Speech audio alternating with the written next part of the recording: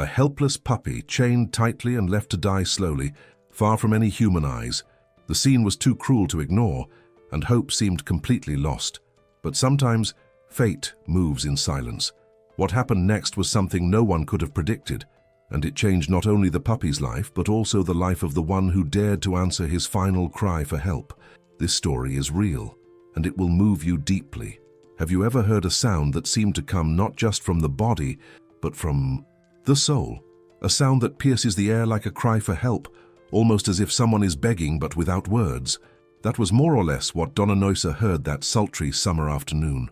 Sitting in her old chair, with the radio hissing at low volume, she tried to overcome the boredom that in recent years seemed to live there with her. Everything seemed as usual. The wind blowing the thin curtains, the smell of stone soap coming from the laundry area, and the silence that was only broken by a neighbor in the distance or the sound of a car passing slowly. But that day there was something different. A repeated sound, distant, and at the same time so insistent that even though it was weak, it seemed to scream directly inside the chest. At first, he thought it was a trapped cat, as had happened once nearby, a kitten that got under a garage door and meowed for hours until it was rescued. But this sound was more drawn out, more painful. There was a weight, a desperation that couldn't be explained. It was a lament, the kind that seemed to come from someone who has cried so much that now they can only emit broken moans. And no matter how much she tried to convince herself that maybe it was just an impression or some random sound from the street, something inside her said, "It's not normal, go and see." This something wasn't just curiosity, it was almost an intuition. And she's learned, over the years, that certain intuitions don't come from nowhere. They come from the soul. They come from a place that reason cannot reach. And sometimes when life falls silent, it's those strange little sounds that break the cycle of loneliness and change everything. With slow, careful steps, he stood up.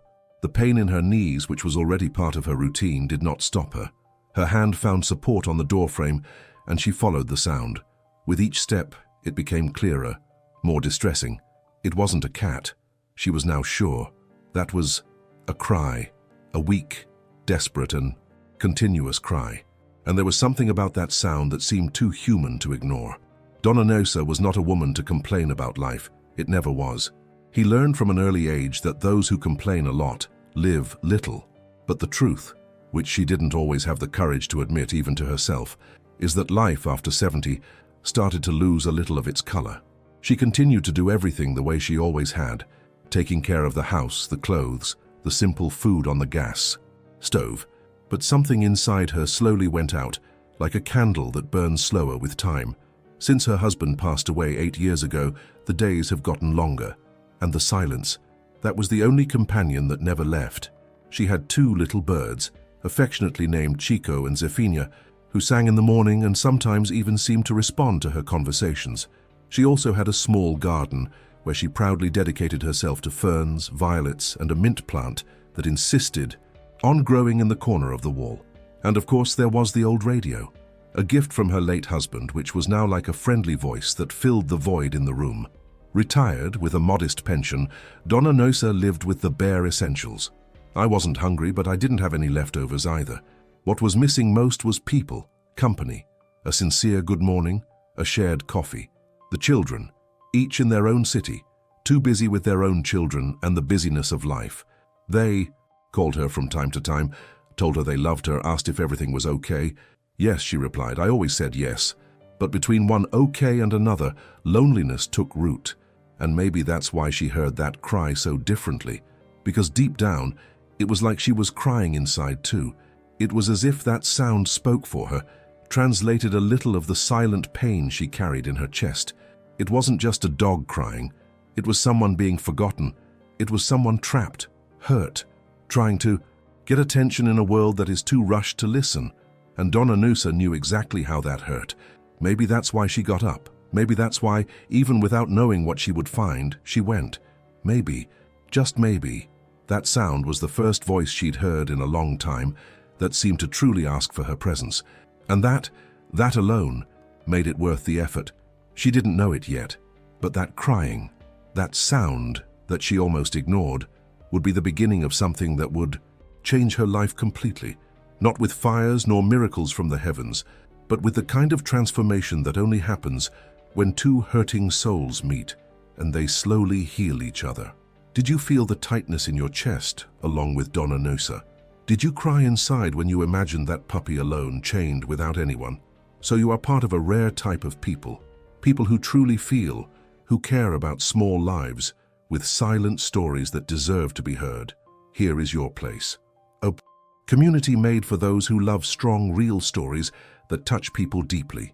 Stories that show that love, even in the most difficult situations, can still change everything. Come be part of it. Press on sign up and leave the like in this video. Every click of yours helps this message reach more hearts. And there are a lot of beautiful stories coming.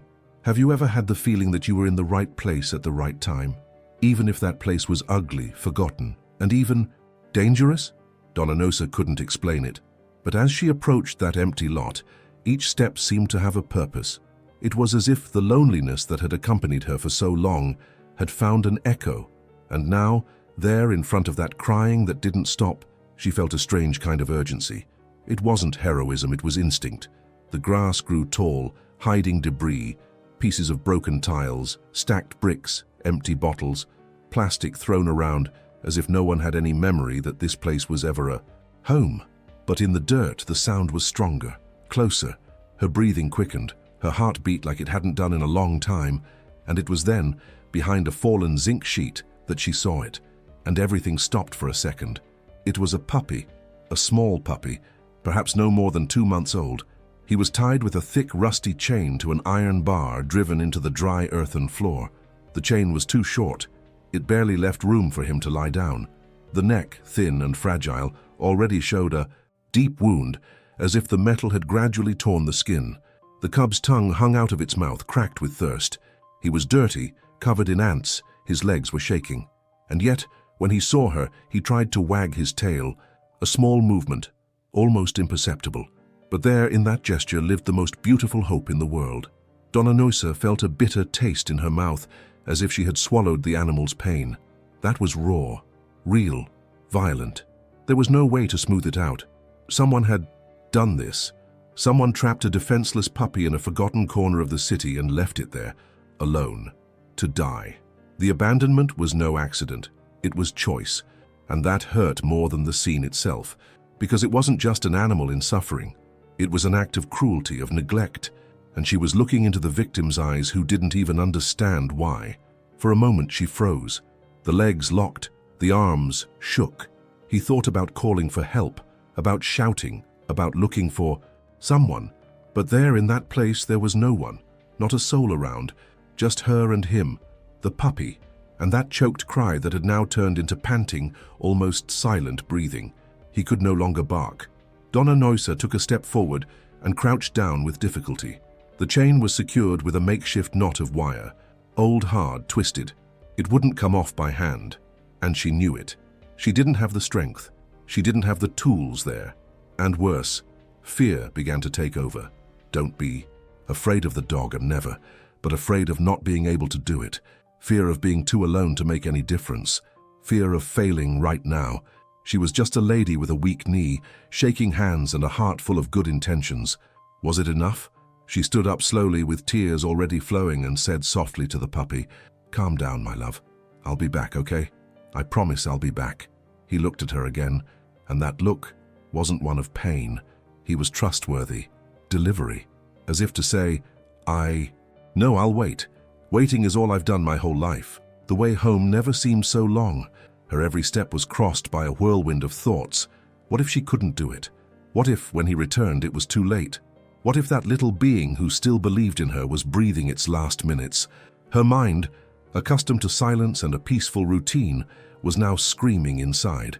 At home, he opened the laundry room drawer and took out the only tool he thought might work, an old pair of pruning shears which he used to cut dry branches in the garden. It wasn't ideal, but it was all I had. He also grabbed a bottle of water, an old towel, and a piece of bread left over from breakfast. Everything improvised, all in the rush of someone who couldn't afford to wait. And there, in that mix of tiredness and hope, something inside her lit up. It wasn't physical strength. That she knew was far from her best days. It was soul strength, That strength that only those who have lived too long know. The strength of someone who has already lost a lot but still believes in the value of a life, even the smallest, even that of a dirty puppy tied to a chain, forgotten in some corner of the city. She returned to the ground with short but steady steps, and with my heart racing, as if each beat was a push from life saying, "Go." He does. Save. Because sometimes you don't have to be young, strong, or prepared to make a difference. Sometimes all the world needs is someone willing to not turn their back. Someone who sees, truly, what others ignore. What would she find when she returned? She still didn't know. But one thing was certain. That cub was no longer alone. And at that moment, neither did she. Have you ever noticed how some rescues don't happen with sirens, flashing lights, or cheering crowds? Sometimes, life's greatest rescues are silent, solitary, almost invisible to the eyes of the world, but profoundly transformative for those who are there. And it was like that. Without any audience or recognition, that Donna Nosa knelt in front of that defenseless puppy, determined to do whatever it took to get him out of there. The heat was suffocating. The sun beat mercilessly over the empty land, making the air denser, as if everything was frozen in time. The dry earth released dust with every movement, and the rusty chain already felt like part of the ground, as if it had been there for days, maybe even weeks. But she was firm, and despite her tired body, her throbbing knee and her short breath, Donna Nosa was there kneeling with the old pruning shears in her hands and a simple but urgent objective: to free that life. The puppy, although weak, followed her every gesture with his eyes. He no longer tried to move. I just watched. And that kind of hurt more than seeing his open wounds, because his look wasn't just one of pain. It was a look of someone who had already lost hope, but for some reason still believed in it. I still trusted. And this silent confidence made the scissors in Donna Nosa's hands seem heavier, because now she carried more than the responsibility of cutting a chain. She carried the expectation of a being who could not ask for help with words, but who spoke with his eyes in such a profound way that anyone with a heart would understand. She started by trying to cut the thread closest to the puppy's neck, but it was too thick, and the scissors kept slipping. He tried from another angle, but the wire was attached to a twisted hook, firmly embedded in the iron bar. Each attempt required an effort that his body was no longer used to making, and with each failure, discouragement wanted to enter. But the puppy's soft cry nearby was like a reminder that giving up was not an option. 10 minutes passed, then 15, 20. Sweat ran down her face, wetting the simple blouse she was wearing. She would stop for a few seconds, take a deep breath, and come back, calmly, with patience. No shouting, no dramatizing, only with that discreet strength of someone who has been through a lot in life and learned that persistence is often more powerful than any brute force. In one of these moments, while trying to twist the piece of wire with the tip of the scissors, the iron bar shook. Very little, but it shook. She noticed, and then he realized that perhaps the secret wasn't just in cutting, but in loosening the base. Leaning on her knee, forcing her body weight to the side, she began to push, pull, and rotate the bar, a little each time, carefully, so as not to scare the puppy even more, and most importantly, not to hurt him anymore. 30 minutes. Fatigue was already taking over. Hands hurt. But there was a sparkle in Donna Nosa's eyes that said much more than words. She wasn't going away. She wasn't going to leave that dog there. It was in the 40th minute that the bar finally gave way. First a slap, then a sudden movement, and then, as if the world had stopped for an instant, the chain slipped and fell. The puppy, in reflex, shrank back. He remained motionless for a few seconds. Then he fell sideways. He didn't run, he didn't jump, he didn't bark. It just fell, like someone falling down, like someone who finally understands that the pain is passing. He cried, shortly. But now the sound was different. It was no longer a desperate cry. It was a contained, weak sob from someone who no longer knows how to express what they feel, and maybe it didn't even need to, because Donna Nosa understood. She wrapped the old towel around him slowly, as if she were rocking a baby. His breathing was shallow but steady. His eyes blinked slowly, trying to understand what was happening. For the first time in days, or maybe weeks, his neck didn't feel tight. He didn't feel the hot metal burning his skin. For the first time, there was a lap. There was care. Dona Nosa didn't say anything. There was no need. He just held the puppy carefully as it nestled in his arms, shaking, not out of fear, but relief. Because when the pain goes away, even if slowly, the body still doesn't know how to react. And he cried. He cried softly, in the lap of the woman who decided to stop, come back, and fight for him. The woman who could have pretended she didn't hear, who could have turned his back like so many others, but it didn't turn. What happened there was a miracle, not the kind that fall from the sky with divine lights. It was a human miracle, real, silent, the kind of miracle that is born when someone chooses to care, when someone who doesn't have much offers everything they can, time, care, and love. And at that moment, without even knowing it, the puppy was saved. Not just death, but the feeling that the world had given up on him. And perhaps at that same moment, Dona Nosa was also rescued, because deep down she was also trapped, stuck in a solitary routine, in the drag of time, in the feeling of invisibility. But there, holding that fragile little body, she discovered that she was still capable of saving, to make a difference, of being necessary. She didn't know yet how she would take care of him. I didn't know if I would be able to take him to the vet, or how I would pay for special food, medicine, or vaccinations, but he knew he was no longer alone, and from that moment on it wouldn't be any more either. And then, with slow steps, Dona Nosa returned home. The puppy slept in his arms, and for the first time in a long time, she wasn't alone. Have you ever noticed how some bonds are born in silence? No promises, no plans, no words, they just happen. And perhaps these are precisely the truest bonds, those that arise in simple care, in a calm look, in a delicate touch. That's exactly how the bond between Dona Nosa and that puppy began that, until a few hours before, was doomed to die tied to an iron bar in the middle of a forgotten plot of land. When she arrived home with him in her arms, it was like carrying a new world, a fragile, bruised world, but still pulsing with life. The first thing she did was place him on a soft towel on the kitchen floor. There was no pet bed, no colorful pot, much less special food. But it had the essentials, a clean corner, some fresh water, and the unconditional love of someone who never thought they could handle it. And yet they are there doing their best. He didn't drink water right away. I was too exhausted even for that. She wet the tip of her finger and brought it to his mouth, drop by drop. Waited, observed. He insisted patiently, without forcing anything. When he finally licked the water for the first time, it was like seeing a flame rekindle. Small, but real. After that, he started taking it little by little, slowly, as if he still didn't believe it was for him. In the pan there was rice left over from lunch. Dona Nosa stirred the rice, heated an egg, and made a simple mixture, but made with care. It wasn't gourmet, but it was real food, soul food, the one that heals the spirit first, and then the body. He poured it into a shallow saucer and placed it on the floor next to the towel. He looked. At first he hesitated. Then, with effort, he crawled a little until he got close. He ate without haste. And as she chewed with difficulty, she noticed something beautiful and sad at the same time. That puppy, despite being hungry, seemed to eat politely, as if he was afraid of disturbing, as if I had never learned what it was like to truly be welcomed. Dona Nosa sat there next to him, watching every movement, the food getting dirty on the snout, the little eyes trying to stay open. It was like seeing life coming back, little piece by little piece. When he finished, he rested his chin on the edge of the towel and closed his eyes. He didn't pass out from sleep, just rested. For the first time, perhaps, without the threat of pain or abandonment nearby.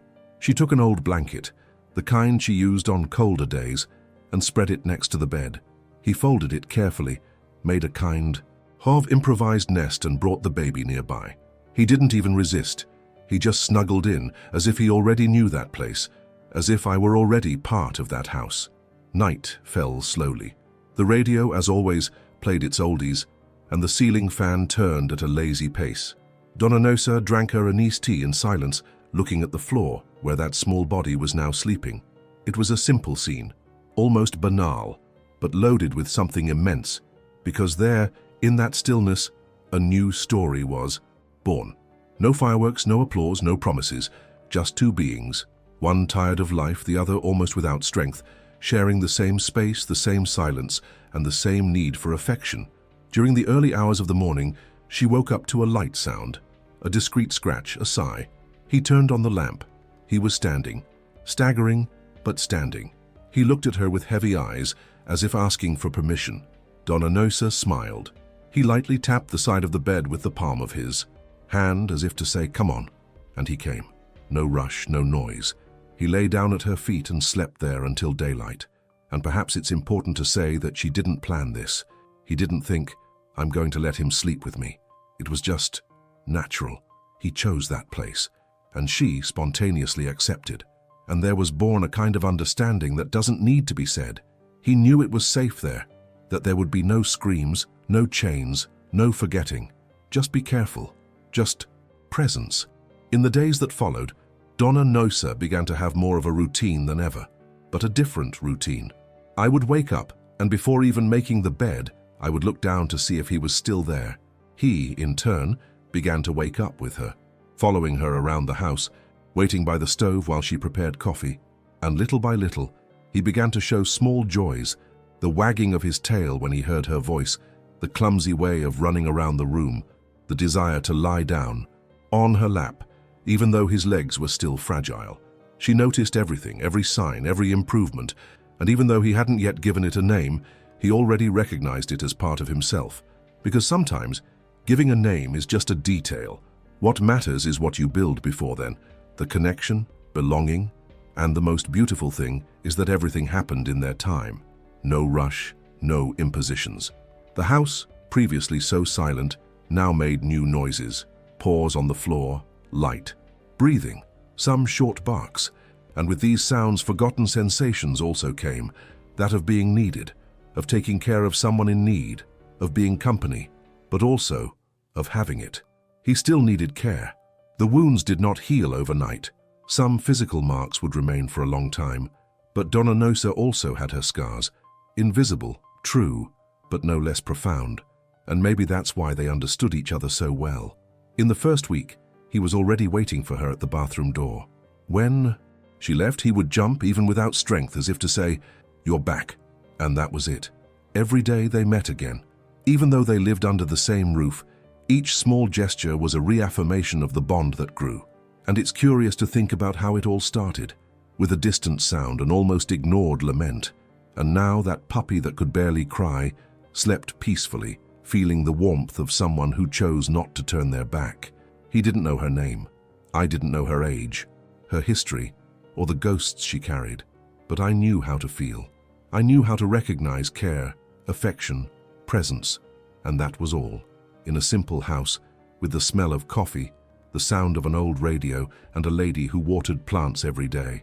A puppy found more than shelter, found love, the kind that doesn't shout, that doesn't show off, but that saves. And although they still had a lot to live for, and still many challenges to face, one thing was already certain: they were no longer alone. Do you believe that love can cure even what medicine cannot explain?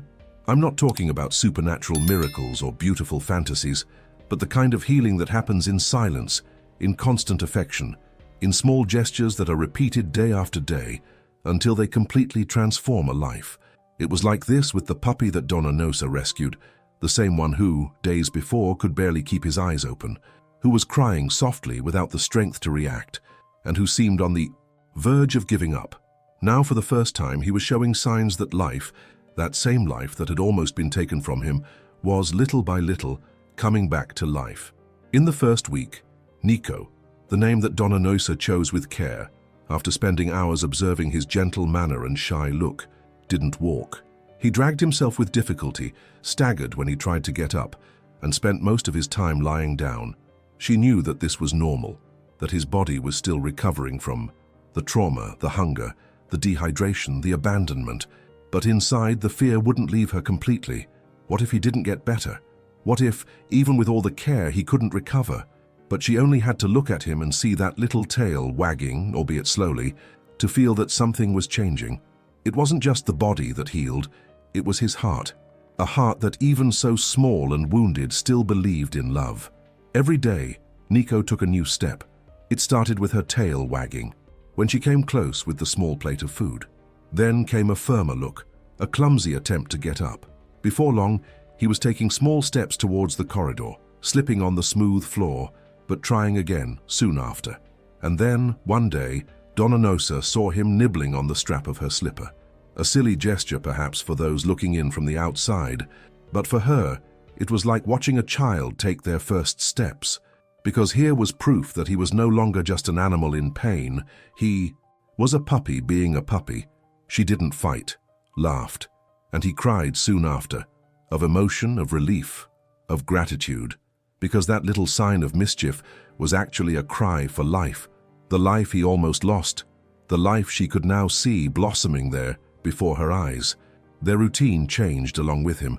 Every dawn, Donna Nosa found a new reason to smile. Nico started following her around the house, lying at her feet when she watched TV, sleeping next to the bed, and sometimes in it, on hotter days. He liked to sprawl out in the shade of the acerola tree in the backyard. When it was colder, she would wrap herself in the blanket that she used to use alone. And so, day after day, they found each other, taking care of yourself. And then came what is perhaps the most beautiful part of this story, the return. Not the one on Nico's body. That one was already almost whole, but the return of joy in Donna Nosa's eyes, the discreet but constant glow, the mood that gradually returned.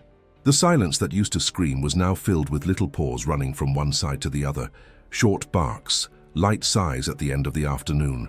Today, she says, she no longer feels so lonely. That time seems to pass faster, that there is always something to do, to observe, to take care of. Nico, with his caring and attentive manner, seems to have a sixth sense, barks every time she takes too long to get up, and when she is quieter, more silent, he simply lies on her lap and stays there, like someone who understands without needing to ask. He knows when I'm not well, she usually says, smiling, and it's easy to believe, because anyone who has ever lived with a dog, anyone who has allowed themselves to love and be loved by one, knows. They feel it. They notice. They take care of us with a dedication that we rarely find among humans themselves. Nico didn't need to learn that. He just was being, in his own way. And Donna Nosa opened up space, until, without even realizing it, they were living a new life together. The most beautiful thing about all this is perhaps its simplicity. There was nothing extraordinary, no big movie twists, just two hurt beings who found each other at the right time, and they chose to remain. Donna Nosa says, with a soft and truthful voice, that it was he who appeared. But deep down, she believes that nothing is by chance, that in some way she doesn't understand, Nico arrived because they both needed each other, and that, in the end, she was the one who gained the most.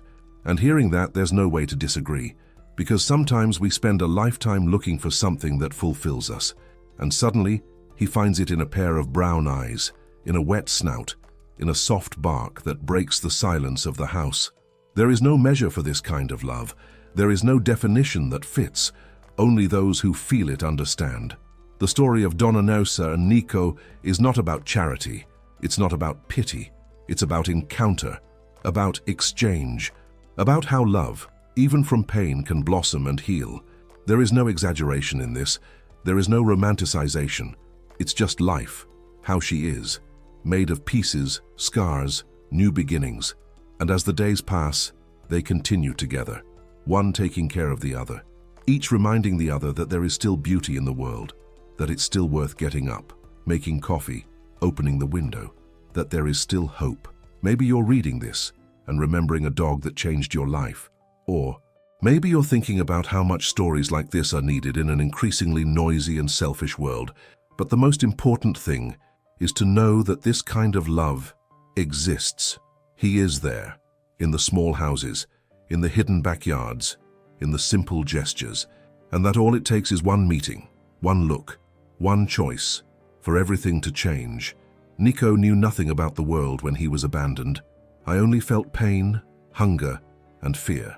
But now, he knows what security is, what is affection, what is belonging. And Donna Nosa, she also learned again. He learned that life can begin again at any age, that love has no deadline, and that sometimes we just need to have the courage to hear a cry, follow our intuition, and reach out. In the end, this is it. She saved him. but he also saved her. Stories like this don't just touch, they awaken something inside us. And when that happens, when we really feel it, it's because, in some way, it made sense to the soul. If this video brought calm to your heart, made you smile slightly, or even brought a good tear, then it did its job. And now you can help it reach more hearts like yours. A simple click on like, that's it, enrollment already spread this chain of love and care. That's all. And it makes all the difference. Write the word here in the comments treatment wants to show that you felt together with us. Whoever comments is part of it. Whoever feels remains. And the best, the story continues. The next video is already here, ready to move you even more, because what comes next carries an even stronger bond, a connection that will move you in a surprising way. You already know, where there is true love, there are good stories waiting to be told. So, stay with us, because the next one will touch even deeper.